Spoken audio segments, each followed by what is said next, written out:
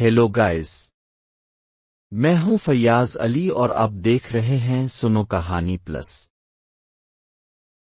کہانی کا آغاز کرنے سے پہلے آپ لوگوں سے گزارش ہے کہ چینل کو سبسکرائب کر لیں اور بیل آئیکن کو ضرور دبائیں تاکہ آنے والی ہر ویڈیو کی نوٹیفیکیشن آپ کو سب سے پہلے مل سکے۔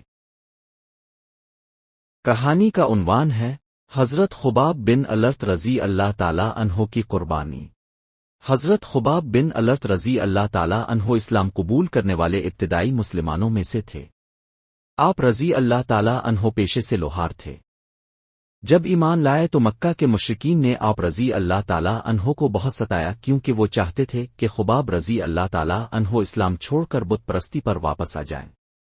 آپ رضی اللہ تعالی عنہ کو اکثر دہکتے ہوئے انگاروں پر لٹایا جاتا تھا۔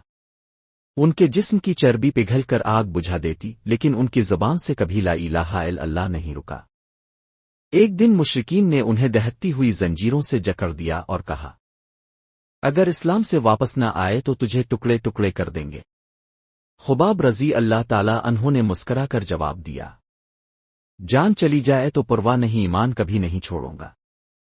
جب ظلم کی انتہا ہو گئی تو خباب رضی اللہ تعالی عنہ رسول اللہ صلی اللہ علیہ وآلہ وسلم کے پاس آئے۔ آپ رضی اللہ تعالی عنہ نے عرض کیا، رسول اللہ، ہم پر ظلم کی انتہا ہو رہی ہے، اللہ سے دعا کیجیے کہ ہمیں نجات ملے۔ نبی کریم صلی اللہ علیہ وآلہ وسلم کا چہرہ مبارک سرخ ہو گیا اور فرمایا، پچھلی امتوں میں بھی ایمان والوں پر اتنے سخت ظلم ہوتے تھے کہ ان کے جسم آری سے چیر دیے جاتے، آگ میں جلایا جاتا، مگر وہ ایمان پر ڈٹے رہتے۔ اللہ کی قسم، یہ دین مکمل ہو کر رہے گا یہاں تک کہ ایک شخص سنیا یمن سے حضر موت تک تنہا سفر کرے گا اور اسے اللہ کے سوا کسی کا خوف نہیں ہوگا، لیکن تم لوگ جلدی کر رہے ہو۔ یہ الفاظ سن کر خباب رضی اللہ تعالی عنہ کے دل کو سکون ملا اور وہ پہلے سے زیادہ ثابت قدم ہو گئے۔